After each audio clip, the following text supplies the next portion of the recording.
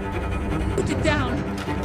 कहानी की शुरुआत होती है एक कीमती गाड़ी से जो पहाड़ों से होती हुई जा रही थी। उसमें हेनरी नाम का एक अधेड़ उम्र का आदमी था और शादी का जोड़ा पहने एलिजाबेथ नाम की एक जवान और खूबसूरत लड़की। वो अपनी जिंदगी की सभी मुश्किलों से दूर अपने पति के साथ एक हसीन दुनिया बसाने का सपना देख रही थी। इसके बाद हम एक आलीशान घर देखते हैं जो पहाड़ों के बीचों बीच बना हुआ था। घर में घुसने पर उनकी मुलाकात घर की नौकरानी क्लेयर और ओलिवर नाम के एक लड़के से हुई। तब उसे पता चला कि ओलिवर अंधा है। खैर, इतना सुंदर घर देखकर एलिजाबेथ की खुशी का तो ठिकाना ही नहीं था। फिर रात को उन्होंने लजीज खाना खाया और फिर एक साथ कुछ प्यार भरे लम्हे बिताए। अगली सुबह हेनरी ने एलिजाबेथ को पूरा घर दिखाया जहाँ जगह जगह पर बेशकीमती पेंटिंग्स थी। फिर उसने देखा कि सभी दरवाजों पर बायोमेट्रिक लॉक्स लगे थे। तब एलिजाबेथ की नजर एक सफेद दरवाजे पर पड़ी और उसने हेनरी से पूछा कि यहाँ क्या है। तो हेनरी ने उसे भूलकर भी इस कमरे में ना जाने को कहा। इस पर एलिजाबेथ ने जवाब दिया कि चाहूं तो भी नहीं जा सकती, वैसे भी सारे दरवाजे तुम्हारे फिंगरप्रिंट से खुलते हैं। जिस पर हेनरी ने जवाब दिया कि चिढ़ने की जरूरत नहीं है, तुम्हारे फिंगरप्रिंट से भी खुलेंगे। अगली सुबह हेनरी को किसी काम से बाहर जाना पड़ा।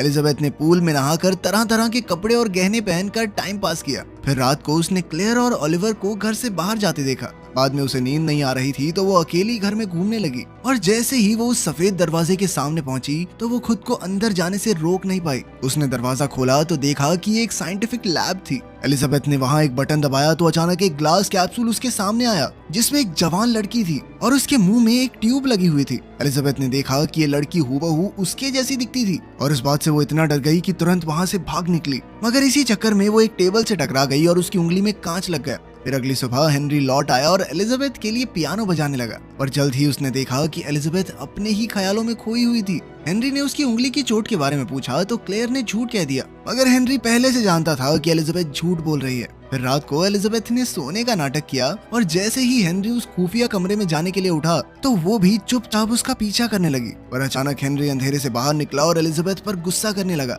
एलिजाबेथ ने अपनी सफाई में कहा कि उसने कुछ भी गलत नहीं देखा, मगर हेनरी ने उसकी एक न सुनी। वो एलिजाबेथ को मारने दौड़ा तो एलिजाबेथ ने भागने की कोशिश की, मगर सभी दरवाजे लॉक हो चुके थे। तभी अचानक हेनरी ने उसका पैर खींचकर चाकू से उसका काम तमाम कर दिया। इसके बाद हम देखते हैं कि हेनरी, क्लेयर और ओलिवर ने मिलकर लॉन में एक गड्ढा खोदा और एलिजाबेथ की लाश दफना दी। इसके ठीक 6 हफ्ते बाद हेनरी एलिजाबेथ की एक नई क्लोन से शादी करके उसे घर ले आया। एक बार फिर से वही बातें हुई और हेनरी ने उसे खुफिया कमरे में जाने से मना किया। एलिजाबेथ मान गई और दोनों एक साथ खुशी खुशी रहने लगे। वहीं क्लेयर अंधेरे में छुपकर उन्हें देख रही थी। खैर, बाद में एलिजाबेथ को नींद नहीं आ रही थी, इसलिए वो बाहर आ गई और उसे किचन में क्लेयर दिखी। दोनों में बातचीत शुरू हुई और एलिजाबेथ उससे अलग अलग सवाल पूछने लगी। तब शायद क्लेयर ने एलिजाबेथ को हेनरी से सावधान करने की कोशिश की, मगर तभी हेनरी वहां आ गया और उसे वापस बेडरूम में ले गया। अगली सुबह हेनरी किसी काम से चला गया तो एलिजाबेथ घर में घूम रही थी। उसने क्लेयर और ओलिवर को आवाज दी पर वहाँ कोई भी नहीं था। तब उसने फिर से पहले की तरह अलग अलग कपड़े और गहने पहने,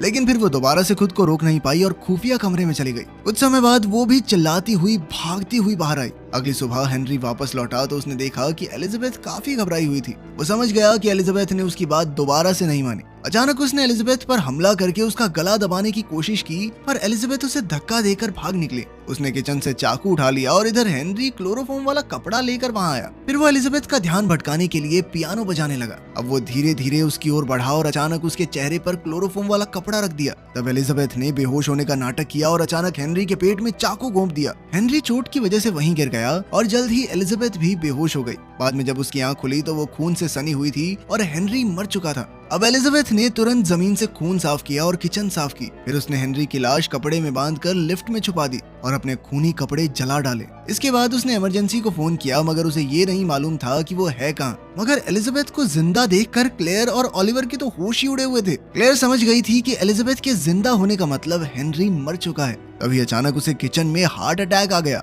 उसने तुरंत एम्बुलेंस को फोन किया और एम्बुलेंस उसे हॉस्पिटल ले गई। अब एलिजाबेथ भी घर से भागने की फिराक में थी, मगर ओलिवर ने उसे रोककर कहा कि वो जानता है हेनरी मर चुका है। एलिजाबेथ ने घबराते हुए कहा कि ये मैंने जानबूझकर नहीं किया, सिर्फ अपनी जान बचाने के लिए मारना पड़ा मुझे। जिस पर ओलिवर ने कहा कि वो भी हेनरी को पसंद नहीं करता था, इसीलिए वो लाश ठिकाने लगाने में उसकी मदद करेगा। फिर एलिजाबेथ ने उससे पूछा कि मैं कौन हूँ। तब ओलिवर ने बताया कि हेनरी ने अपनी पत्नी एलिजाबेथ के 6 क्लोन्स बनाए थे और वो एलिजाबेथ नंबर 5 है। ये सुनकर एलिजाबेथ के होश उड़ गए और उसे कुछ भी समझ नहीं आ रहा था। ओलिवर ने उसे सारे पैसे लेकर यहाँ से दूर भाग जाने को कहा। फिर एलिजाबेथ अपने कमरे में सामान बांध रही थी तो ओलिवर क्लेयर की डायरी लेकर वहाँ आया। उसने एलिजाबेथ से डायरी पढ़ने को कहा और फिर बातों बातों में बाहर का दरवाजा बंद करके चला गया। एलिजाबेथ को कुछ समझ नहीं आ रहा था और वो बार बार दरवाजा खोलने को कहने लगी, पर ओलिवर ने उसकी एक ना सुनी। तब एलिजाबेथ उदास होकर क्लेयर की डायरी पढ़ने लगी। उसे पता चला कि क्लेयर एक बेहतरीन जेनेटिक्स साइंटिस्ट थी और हेनरी ने क्लेयर को अपने साथ काम करने के लिए बुलाया था। मगर जब उसे पता चला कि उसे क्या करना होगा तो उसका खून सूख गया। हेनरी ने उसे बताया कि उसकी पत्नी एलिजाबेथ ओलिवर को जन्म देते समय एक जानलेवा बीमारी के चलते मर गई थी। इससे हेनरी को इतना गहरा सदमा लगा कि उसने एलिजाबेथ के जीन्स निकालकर उसके 6 क्लोन्स बना दिए। मगर बदकिस्मती से उन सब में भी उसी बीमारी के सेल्स पनप रहे थे।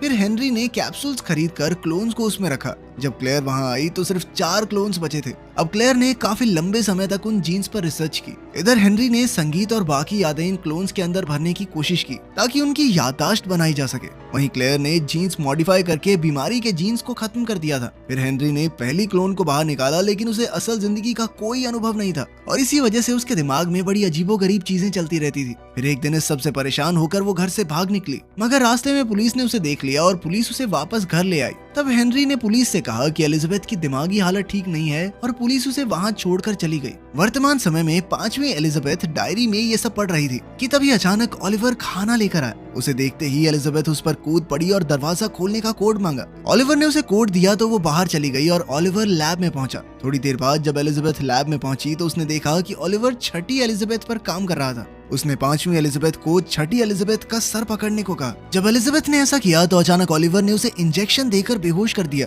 तब एलिजाबेथ ने बेहोशी की हालत में सपना देखा जहां उसे अपनी सभी क्लोन्स की जिंदगी दिखाई दी। बाद में उसकी आंख खुली तो वो बिस्तर पर जंजीरों से बंधी हुई थी। अब वो हताश होकर फिर से क्लेयर की डायरी पढ़ने लगी। उसने पढ़ा कि क्लेयर की रिसर्च जारी थी पर 1 हफ्ते में ही पहली क्लोन मर गई। हालांकि क्लेयर ने बीमारी के जीन्स खत्म कर दिए थे, इसीलिए उसे समझ नहीं आया कि ऐसा हुआ क्यों। अब हेनरी को काफी गहरा सदमा लगा क्योंकि उसने अपनी जिंदगी के कई साल इस रिसर्च को दिए थे। इसके बाद हेनरी और क्लेयर एक दूसरे के करीब आ गए। तभी एलिजाबेथ के कमरे में ओलिवर आ गया और उसने पूछा कि क्या क्लेयर ने उसके बारे में कुछ लिखा है। एलिजाबेथ ने उसे बताया कि तीसरी क्लोन की मौत के बाद हेनरी और क्लेयर का अफेयर शुरू हो गया था। तब ओलिवर ने उसे बताया कि बचपन में उसे एलिजाबेथ बहुत अच्छी लगती थी क्योंकि उसने आज तक इतनी सुंदर लड़की नहीं देखी थी। तब हमें पता चलता है कि ओलिवर शुरुआत से अंधा नहीं था। फिर एक रात ओलिवर ने हेनरी और एलिजाबेथ को किस करते हुए देख लिया और तब हेनरी ने गुस्से में ओलिवर को अंधा कर दिया था। ये बताकर ओलिवर बाहर चला गया। तब एलिजाबेथ ने डायरी में पढ़ा कि क्लेयर ने हेनरी से रिश्ता तोड़ दिया क्योंकि एलिजाबेथ के क्लोन्स के साथ मुकाबला करना उसके बस की बात नहीं थी। बाद में क्लेयर ने रिकॉर्ड्स की जांच की तो उसे पता चला कि असली एलिजाबेथ ने किसी बच्चे को जन्म दिया ही नहीं था। तब ये खुलासा होता है कि ओलिवर हेनरी का बेटा नहीं था बल्कि वो तो हेनरी का ही जवानी वाला क्लोन था। फिर अगली सुबह असलियत में 5वीं एलिजाबेथ की आंख खुली तो ओलिवर ने उसकी गर्दन पर कैंची रखकर पूछा कि क्लेयर ने डायरी में उसके बारे में क्या लिखा। एलिजाबेथ ने कहा कि क्लेयर के मुताबिक तुम हेनरी के क्लोन हो, मगर ये सच नहीं था क्योंकि हेनरी ने क्लेयर को बर्थ सर्टिफिकेट दिखाया था। इसका मतलब ये हुआ कि ओलिवर हेनरी का क्लोन नहीं है, वो उसका क्लोन है, वो उसका क्लोन नहीं है। ये क्या चल रहा है इस मूवी में। खैर फिर एलिजाबेथ ने ओलिवर से पूछा कि क्या वो उससे प्यार करता है। फिर उसने ओलिवर को रिझाते हुए अपने करीब बुलाया। ओलिवर भी खुद को रोक न सका और एलिजाबेथ के करीब आ गया, मगर तभी एलिजाबेथ ने उसे जमीन पर गिराकर उसकी गर्दन पर कैंची रख दी। उसने ओलिवर से जंजीर की चाबी और दरवाजे का कोड पूछा, मगर तभी अचानक छठी एलिजाबेथ हाथ में बंदूक लिए वहां पहुंची। ओलिवर ने नई एलिजाबेथ से कहा कि 5वीं एलिजाबेथ नकली है और हमें इसे खत्म करना होगा, लेकिन 5वीं एलिजाबेथ ने कहा कि ये सच नहीं है। उन दोनों को यहाँ पर जबरदस्ती कैद करके रखा गया है, लेकिन छठी एलिजाबेथ गोली चलाने को तैयार थी। 5वीं एलिजाबेथ ने तुरंत ओलिवर को अपने सामने खड़ा कर दिया और जैसे ही छठी एलिजाबेथ ने गोली चलाई तो वो सीधा ओलिवर को जा लगी, जिससे उसकी मौके पर ही मौत हो गई। लेकिन इससे 5वीं एलिजाबेथ भी जख्मी हो गई थी। फिर वो तो मौका देखकर भाग गई और छठी एलिजाबेथ ओलिवर के लिए रोने लगी। उधर नंबर 5 के दिमाग में सारी पुरानी एलिजाबेथ की जिंदगी की याददाश्त घूमने लगी। तभी अचानक गोली की आवाज सुनाई दी और हम देखते हैं कि छठी एलिजाबेथ ने 5वीं एलिजाबेथ को गोली मार दी थी। अपने आखिरी पलों में नंबर 5 को अपना ही चेहरा अपने करीब आता दिखाई दिया। फिर अगली सुबह छठी एलिजाबेथ ने क्लेयर की डायरी पढ़ी। उसके मुताबिक हेनरी ने अपनी सारी संपत्ति क्लेयर के नाम कर दी थी ताकि वो अपनी रिसर्च जारी रख सके। फिर सच सामने आया कि असली एलिजाबेथ बच्चे को जन्म देते समय नहीं बल्कि गलती से हेनरी के हाथों ही मरी थी। उसे मारने के बाद हेनरी ने उसके क्लोन्स बनाए, पर सच तो ये था कि उसे अब भी एलिजाबेथ को मारने में ही मजा आता था। हेनरी जानता था कि ये क्लोन्स असली एलिजाबेथ नहीं है, इसीलिए उन्हें मारकर उसे यकीन होता कि वो असली हैं। ये सब पढ़ने के बाद छठी एलिजाबेथ ने देखा कि क्लेयर वापस आ गई है। उनकी मुलाकात हुई और एलिजाबेथ सब कुछ क्लेयर के लिए छोड़कर चली आई, क्योंकि उसे अपने लिए कोई परेशानी नहीं चाहिए थी। आखिरकार एलिजाबेथ जिंदगी की एक नई शुरुआत करने के लिए अपने रास्ते पर